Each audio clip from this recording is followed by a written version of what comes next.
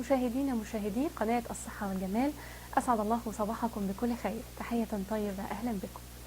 زي ما عودناكم كل خميس في برنامج سيدتي بنناقش قضية تهمك يا سيدتي. النهاردة إن شاء الله هيكون معانا طبيبة تناقش مشكلة السمنة والرشاقة، وهتكلمنا أكتر عن التغذية الصحيحة اللي تفيدك وتفيد صحتك أكتر وتخليكي أكثر إشراقا. هيكون معانا الدكتورة رانيا أبو العزم، استشاري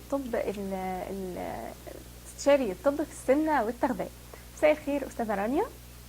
لو يا ريت حضرتك تكلميني اكتر عن ايه الغذاء المفيد اكتر، بالذات في فصل الصيف، وايه الفاكهه اللي لازم مثلا احنا كبنات او كده نحافظ، يعني نحاول ان احنا نحافظ بيها على وزننا وفي نفس الوقت تكون مفيده.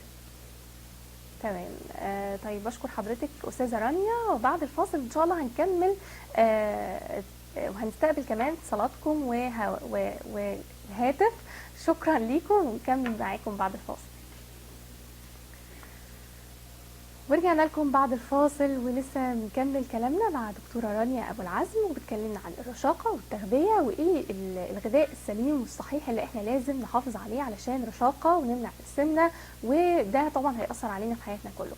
أستاذة رانيا، كنا بنتكلم قبل الفاصل عن إيه هي الفواكه وإيه هي الخضروات وإيه الطعام الهام جدا علشان صحتنا. دلوقتي كلمينا أكتر عن إزاي الرجيم نقدر نحافظ عليه. تمام استاذه رانيا، سعدت جدا بلقاء حضرتك النهارده، وبجد اتمنى ان كل مشاهدينا يكونوا استفادوا. للاسف حلقتنا انتهت، نشكر حضراتكم على حسن المتابعه. استنونا ان شاء الله الخميس الجاي في نفس الميعاد. سيدتي كان معكم منى الصبحي.